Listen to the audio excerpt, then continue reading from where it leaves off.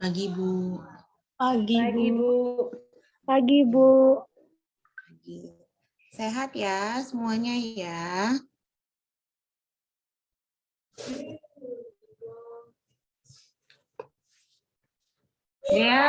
Dia udah baru bangun tidur nih Dea nih, enggak?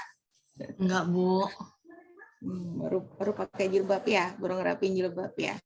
Oke, ini sudah 27 orang dan kebetulan juga Ibu ada jadwal sempro ya, jam 9. Nanti mungkin boleh juga masuk ya sebagai pembanding karena yang seminar proposal juga mahasiswa program studi administrasi publik. Kita menyelesaikan, ini jaringan Ibu bagus, suaranya jelas? Jelas, Bu. Jelas, Bu. Jelas ya.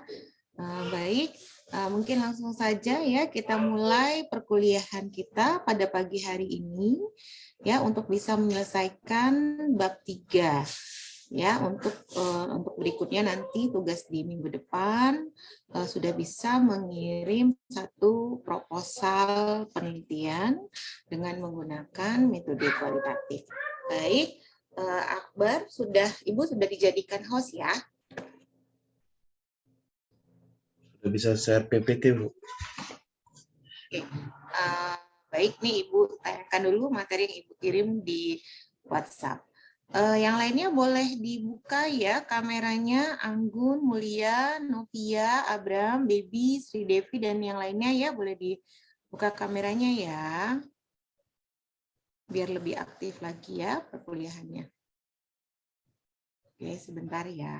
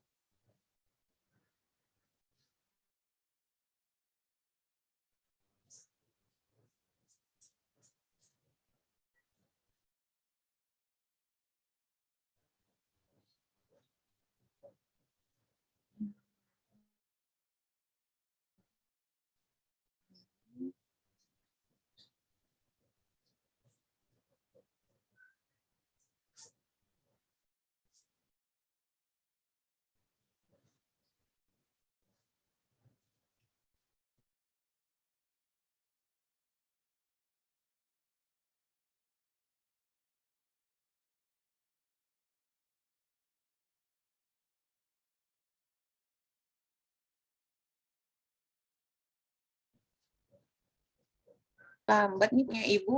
Akbar boleh bantu untuk Akbar? Akbar bisa bantu menayangkan materi yang Ibu kirim tadi dari WhatsApp? Ya. Oke, terima kasih ya.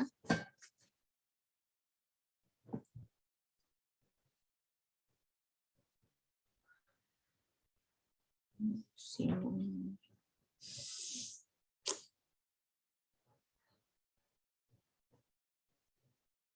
Oke, baik ya. Kita masuk ke bab 3. Ya, semua mungkin sudah membaca. Ya, semua sudah membaca ya. Ini suara Ibu jelas, soalnya putus-putus ini. Jelas, Bu. Jelas ya. Sinyal di tempat Ibu kurang stabil. Baik, jadi kita masuk ke bab 3 nih. Bab 3, kalau sudah baca proposal, kakak kelasnya yang pernah Ibu kirim, kemarin ada di bab 3 itu ada jenis penelitian. Kemudian di situ ada waktu dan lokasi penelitian, ya.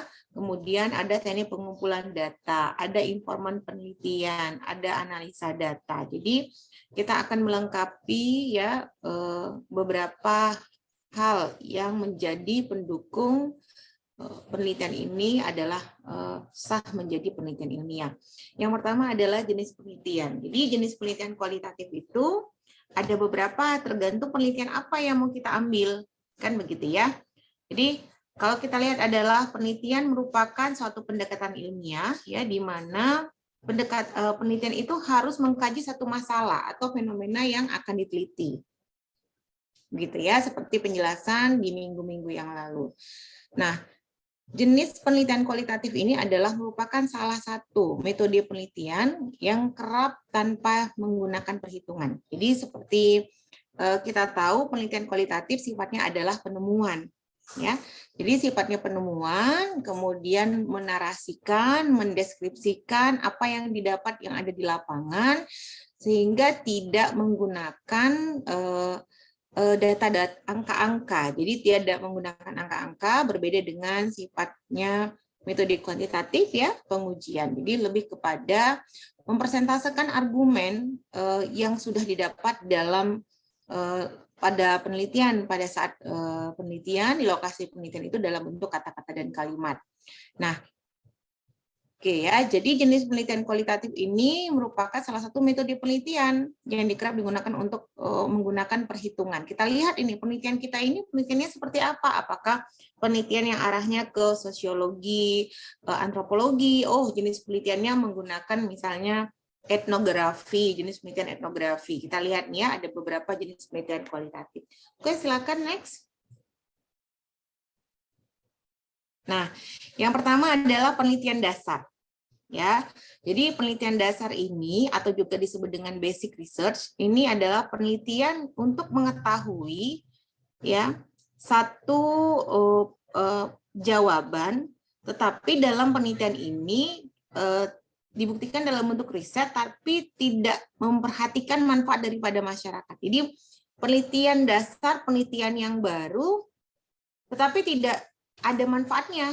Jadi kalau kita kan melakukan penelitian nih, oh penelitian kita ini kan ada fenomena, ada masalah di dalamnya. Kemudian kita angkat supaya apa? Supaya penelitian kita ini nanti bermanfaat buat masyarakat. Nah, ya.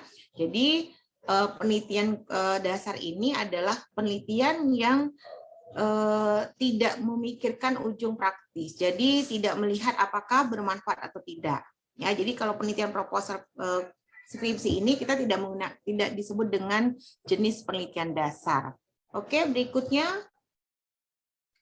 Akbar, next slide-nya. Oke, ini satu lagi nih, jenis penelitian etnografi. Jadi seperti yang Ibu jelaskan sebelumnya, penelitian etnografi ini biasanya berkaitan dengan aspek budaya atau antropologi. Ya kan? Aspek linguistik. Jadi melihat bagaimana bahasa dalam budaya dalam kehidupan masyarakat, menginterpretasi dalam kelompok sosial dan sistem yang dijalankan. Karena ini memang penelitian murni. Jadi kalau program studi antropologi itu pasti sebagian besar menggunakan jenis penelitian etnografi. Jadi melihat bagaimana sistem sosial budaya, bagaimana perkembangan kelompok sosial, gitu. Jadi ini biasanya digunakan pada program studi yang memang melihat bagaimana sistem tatanan sosial.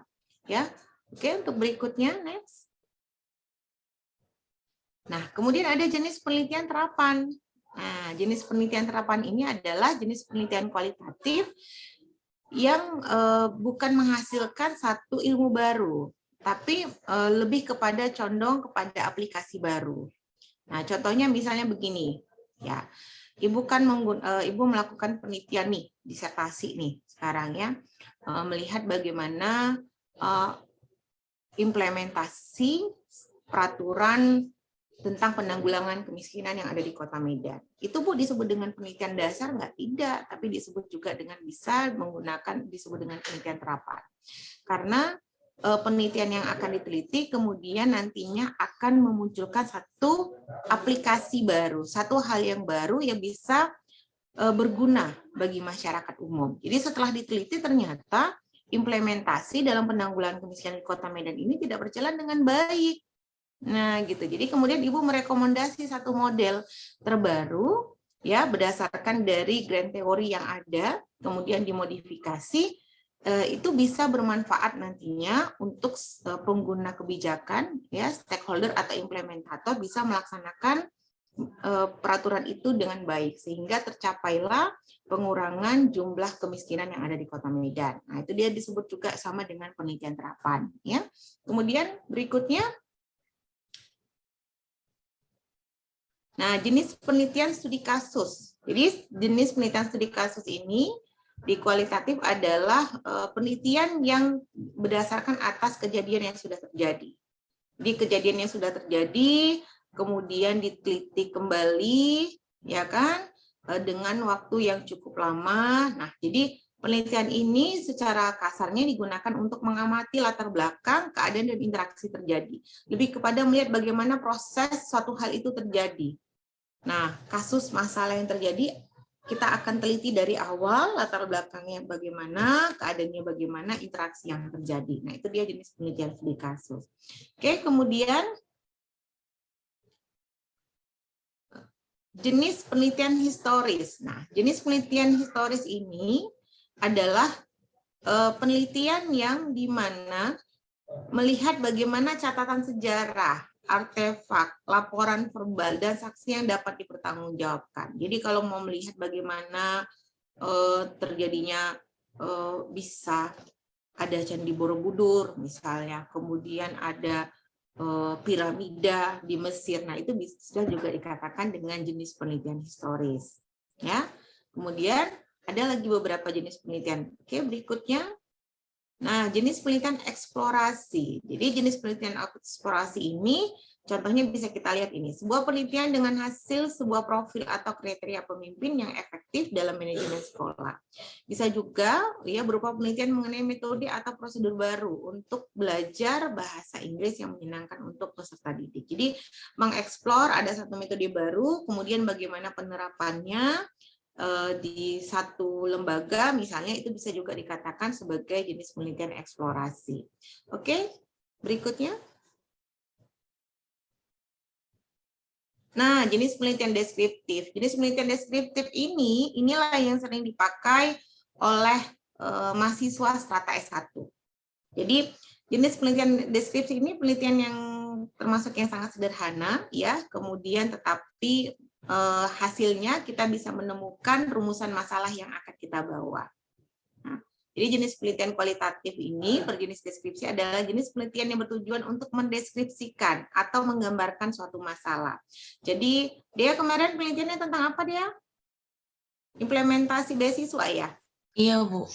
Tentang implementasi beasiswa. Jadi nanti dia mengangkat judul ini, kemudian dia mengambil satu jenis penelitian yang deskriptif.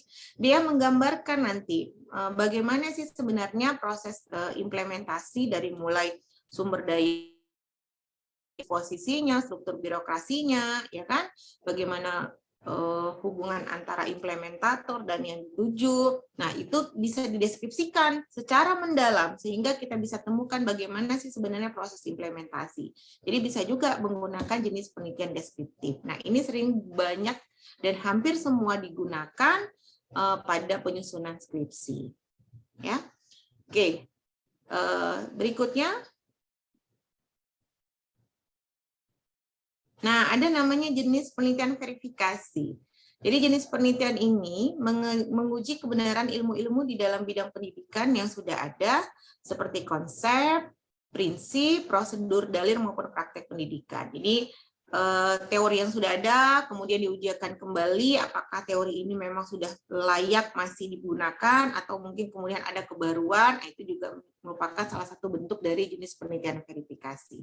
Jadi kalau untuk strata S1, karena ini masih bisa dikatakan hanya sebagai asisten peneliti ya, belum bisa dikatakan peneliti, jadi untuk mendeskripsikan saja, untuk bisa menggambarkan, sehingga bisa terjawab rumusan masalah secara mendalam itu sudah oke. Jadi boleh saja kita menggunakan nanti jenis penelitian deskriptif ya. Jadi nanti sudah bisa dijelaskan itu di bab 3 metode penelitian. Yang pertama kan kalau dilihat dari sesuai dengan buku pedoman penulisan skripsi itu kan jenis penelitian. Jadi nanti dijelaskan, oh saya menggunakan metode penelitian kualitatif dengan jenis penelitian deskriptif kualitatif ya. Nanti dijelaskan. Oke, berikutnya. Nah, kita masuk ke informan penelitian. Tapi kalau dari proposal itu sebelum informan penelitian itu ada lokasi dan waktu penelitian, ya. Jadi nanti dibuat saja lokasinya di mana, kemudian waktu penelitiannya itu kalau bisa dibuat diagram, jadi lebih jelas dia. Jadi sudah bisa direncanakan dari awal. Oh, kapan misalnya menyusun proposal, kapan pembimbingan, kapan seminar proposal, kapan riset. Kemudian kapan seminar hasil sampai sidang skripsi. Jadi nanti sudah bisa direncanakan bulan ini sampai bulan ini melakukan riset. Nah, gitu ya. Jadi kalau misalnya Bu, riset itu berapa bulan sebenarnya? Dari surat itu keluar, dari seminar proposal ke seminar hasil itu minimal 2 bulan. Ya, minimal 2 bulan. Jadi kalau nanti dari seminar proposal ke seminar hasil itu tidak ada perkembangan, nanti SK seminar proposalnya itu udah kadaluarsa, jadi harus diulang lagi. Gitu ya. Jadi ada waktu 2 bulan minimal dari seminar proposal ke seminar hasil. Kemudian Bu, kalau misalnya riset itu berapa lama ya Bu? Kalau riset itu kalau dari surat risetnya keluar sampai kemudian nanti kita ajukan itu paling cepat itu 1 bulan. Itu bahkan harusnya bisa lebih karena ini kualitatif. Kualitatif ini kelihatannya saja gampang menarasikan, mendeskripsikan, menggambarkan. Tetapi nanti kita untuk bisa mewawancarai informan ini sangat sulit. Kita harus mengikuti waktunya. Kita harus mengikuti kondisi mood seorang informan supaya kita bisa menjawab bisa menjawab rumusan yang masalah kita bawa. Nah, itu dia. Jadi ini tantangan yang luar biasa, ya. Tidak hanya mungkin di kelas sarjana S1 saja ya, ibu-ibu saja nih yang sudah masuk disertasi saja perlu waktu yang lama bagaimana bisa melakukan komunikasi dengan baik, melakukan lobby dengan informan supaya informannya mau meluangkan waktunya ke kita untuk bisa menjawab pertanyaan-pertanyaan yang kita bawa. Karena kan ini kalau penelitian kualitatif kan seperti yang di awal Ibu jelaskan, ini adalah penelitian dari hati ke hati. Interaksi antara peneliti dengan informan. Gitu dia. Bagaimana dia bisa menceritakan keadaan itu secara sebenarnya, secara sebenar-benarnya, sehingga kita dapat satu penemuan secara mendalam. Ya, karena kalau kita tidak melakukan penelitian secara mendalam, itu nanti hasilnya pasti subjektif. Jadi sebenarnya kualitatif ini tuh bisa sebulan, bisa 2 bulan, bisa 6 bulan, bahkan bisa 1 tahun. Jadi tergantung bagaimana strategi juga seorang peneliti supaya bisa menghasilkan satu penemuan yang sangat spesifik nantinya dijelaskan di pembahasan. Jangan pula nanti di pembahasan dijelaskan cuma 2 lembar, 3 lembar, kan begitu. Padahal rumusan masalah yang dibawa ada 2. Ya, Bu, kalau rumusan masalah Bu sebenarnya memang wajib 2 nggak Bu? Atau boleh 3 nggak? Atau boleh 1 nggak? Boleh saja. Kalau untuk skripsi, kalau memang sanggupnya mungkin dia hanya melihat bagaimana proses implementasinya, misalnya boleh saja rumusan masalahnya 1. Tetapi dalam proses implementasi ternyata kan tidak berjalan dengan baik. Berarti ada faktor penghambat di situ. Boleh nggak Bu saya mengangkat 1 rumusan masalah lagi? Menjadi poin yang kedua. Saya melihat faktor-faktor apa saja yang menjadi penghambat pelaksanaan peraturan daerah nomor ini. Boleh. Jadi supaya lebih sederhana, tetapi kuncinya karena kualitatif ini adalah mendalam, kalau Ibu bilang sih 2 rumusan masalah saja sudah cukup. Jadi nggak usah banyak 3-4, nanti malah kebingungan kan gitu. Jadi 2 rumusan masalah, tetapi setiap rumusan masalah yang diangkat terjawab di pembahasan penjelasannya secara mendalam. Nah, dan yang paling penting hasilnya harus objektif. Jadi kalau penelitian kualitatif ini, dia seperti bola salju, dia menggelinding, dia dari mulai kecil, informan 1, masuk lagi ke informan 2, masuk lagi ke informan 3, lama-lama hasil yang kita dapat lama-lama besar seperti bola salju. Nah, itu dia. Ya.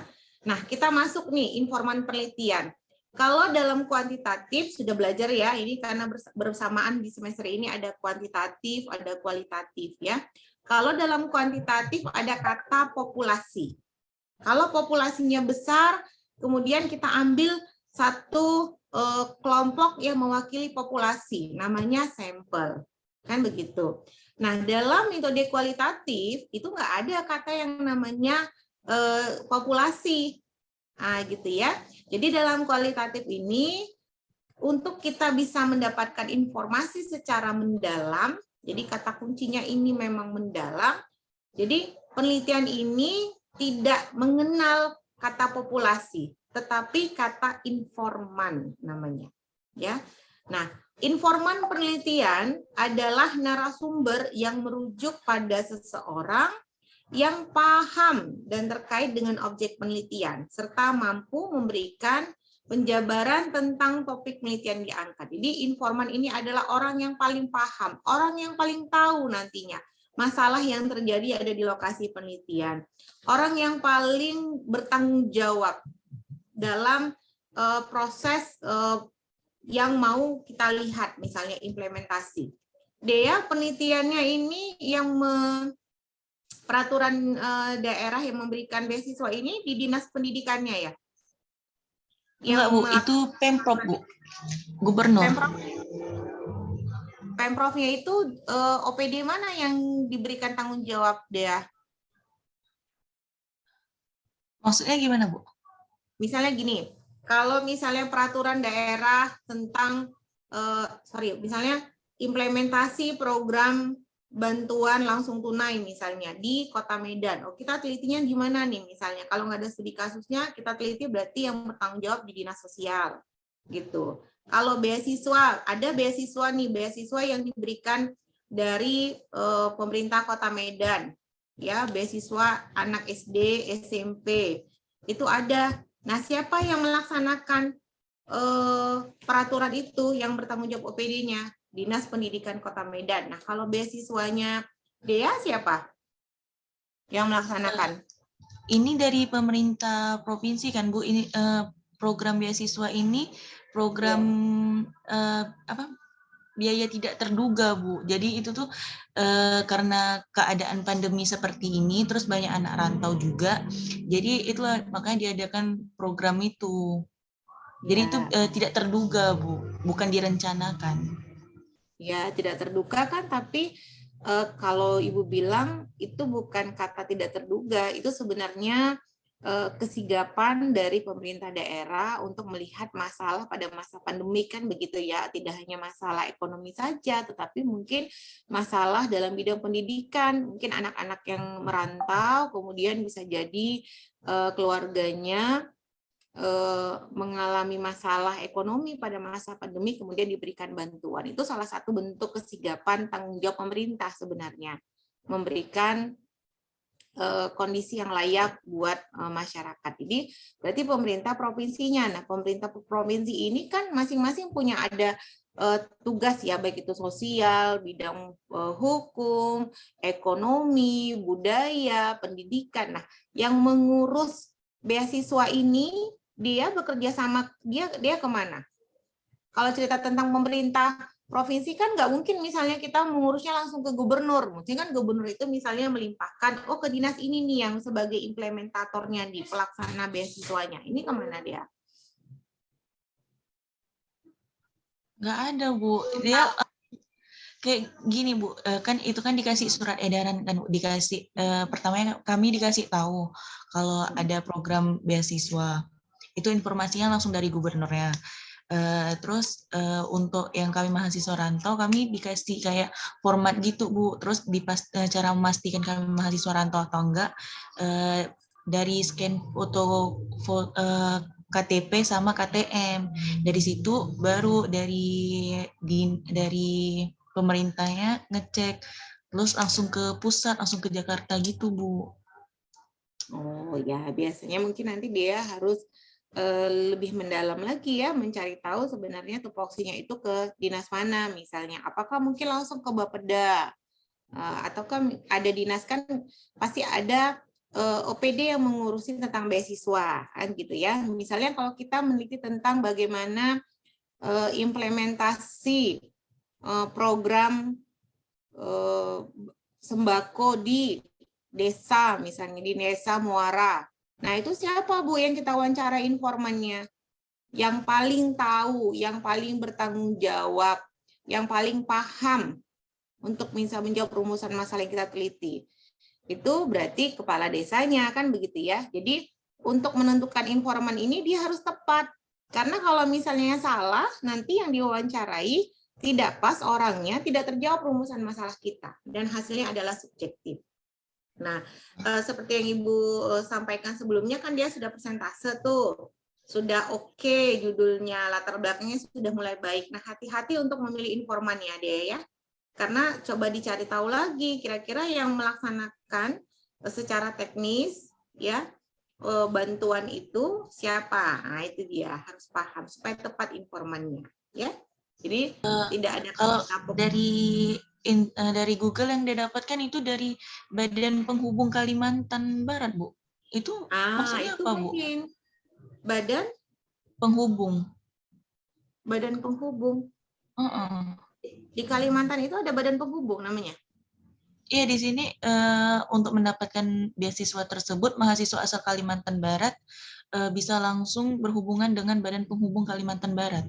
Nah, itu mungkin badan itu ya, atau badan itu atau lembaga itu yang dibentuk untuk mengurusi beasiswa untuk anak rantaunya. Jadi nanti yang mau diwawancara itu siapa, Bu? Kepala badannya tadi sebagai informannya nantinya. Gitu. Jadi harus tepat dia. Kalau misalnya kita dapat beasiswanya, dia sudah dibantu, sudah ada satu badan yang diberikan tanggung jawab, kan nggak mungkin kita misalnya wawancara ke dinas pendidikan. Nah, itu maksud Ibu ya. Jadi memang harus tepat informannya. Di informan ini kan kata kuncinya adalah seseorang yang paling paham bagaimana kondisi di lokasi penelitian tadi. Sehingga nanti apa yang kita dapat di lapangan itu hasilnya objektif dan terjawab semuanya. Ya, oke, baik. Next, berikutnya.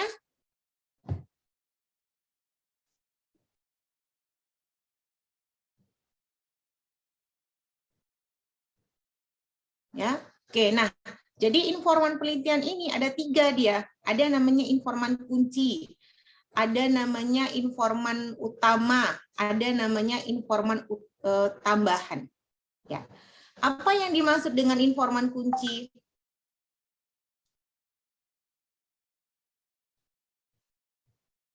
Yang dimaksud dari informan kunci adalah informan yang memiliki informasi secara menyeluruh tentang permasalahan, ya, tentang permasalahan yang diangkat oleh peneliti. Jadi informan namanya juga sudah kata kunci, ya kan? Kalau kita bilang seperti Gunung Merapi, pernah dengar Gunung Merapi kan? Siapa itu kuncinya? Itu kan kalau kita bilang kan Mbah Marijan ya kan? Mbah Marijan tuh yang paling tahu nih kondisi Gunung Merapi ini. Nah, begitu juga kalau kita lihat informan kunci ini. Informan kunci ini adalah orang yang paling mengetahui ya kuncinya sebagai kata kuncinya nantinya. Ya, jadi jangan salah nanti menempatkan informan kuncinya, jangan salah nanti siapa menempatkan menjadi informan utamanya, siapa yang menjadi informan tambahannya. Jadi kayak misalnya Ibu ceritakan tadi, kalau cerita tentang bagaimana implementasi program sembako di desa Muara misalnya. Ya, itu siapa Bu informan kuncinya? Informan kuncinya adalah kepala desa. Karena dia yang paling tahu, dia yang bertanggung jawab, dia yang paling paham tentang tentang segala hal bagaimana proses implementasi program sembako di desa tersebut. Nah, gitu dia. Jadi ini misalnya nih kan ada contohnya nih. Misalnya pada unit sebuah organisasi, informan kuncinya adalah pimpinan organisasi tersebut. Nah, itu dia. Oke, kemudian ada lagi namanya informan utama. Ya, informan utama ini merupakan individu maupun kelompok yang dijadikan sebagai sumber data atau informasi primer. Jadi informan utama ini bisa juga kita merupakan aktor utama juga selain dari informan kunci. Jadi orang yang terlibat langsung, orang yang paling paham secara teknis dan detail masalah penelitian yang akan dipelajari. Jadi kalau kita bilang tadi informan kuncinya, kalau cerita tentang bagaimana implementasi program sembako di desa Muara, informan kuncinya adalah kepala desa. informan utamanya bisa sekretaris desa dan staf-staf yang memang mempunyai tanggung jawab untuk bisa melaksanakan program sembako itu. Nah, itu dia. Ya. Jadi jangan salah, jangan pula nanti informan kuncinya sekretaris desa, informan utamanya kepala desa, jadi nggak pas. Jadi informan utama, ingat kata kuncinya juga merupakan sebagai aktor utama, orang yang terlibat langsung dan paling paham secara teknis tentang masalah penelitian yang terjadi. Nah, itu dia, sehingga bisa nanti menjawab rumusan masalah yang kita bawa. Oke, yang terakhir ada namanya informan kunci, informan tambahan.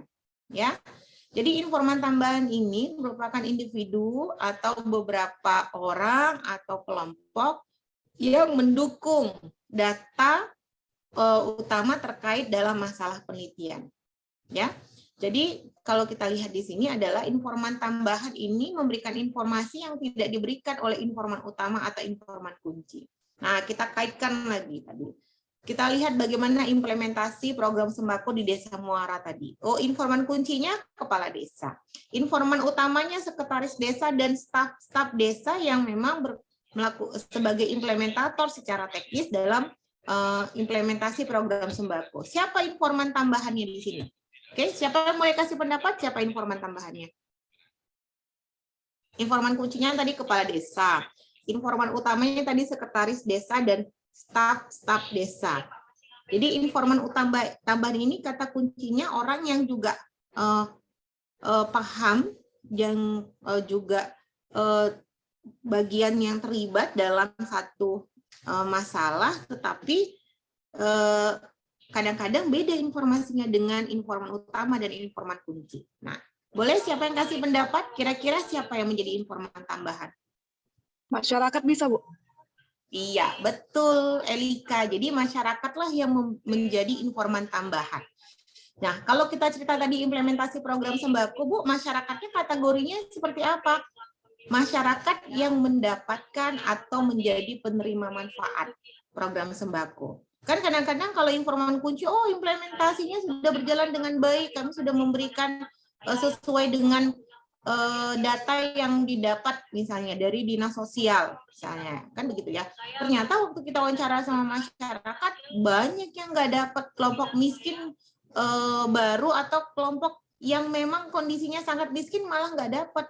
Orang-orang yang kondisi ekonominya lebih bagus malah dapat, kan gitu ya. Kemudian oh Bu, kalau misalnya nanti Elika wawancara, gimana ya Bu implementasi proses program sembako ini Bu di Desa Muara ini? Gimana ini ya Elika ya, yang dapat ini semuanya keluarga-keluarga kepala lingkungannya aja, adiknya, sepupunya, keponakannya itu yang dapat program sembako. Malah ada kondisi masyarakat yang miskin nggak dapat program sembako. Nah itu dia. Jadi hal-hal yang seperti itu tuh nggak bisa kita dapat dari informan kunci atau informan utama. Malah kita mendapatkan dari informan tambahan, ya. Jadi harus tepat kita. Siapa informan kunci, siapa informan utama, siapa informan tambahan. Karena dari informan yang kita dapat ini, misalnya, oh wawancara nih dengan kepala desa, oh udah dapat jawabannya, berarti udah selesai. Belum, udah dapat nih hasil wawancara dari sekretaris desa, udah dapat nih jawabannya, berarti udah selesai nih. Oh belum bisa dikatakan selesai. Informan tambahan nih, udah dapat nih wawancaranya nih, udah dikatakan selesai belum? Nanti kita akan mensinkronkan dari beberapa hasil yang sudah kita dapat dari berbagai informan. Ya, informan ini kita katakan adalah sebagai sumber data, sebagai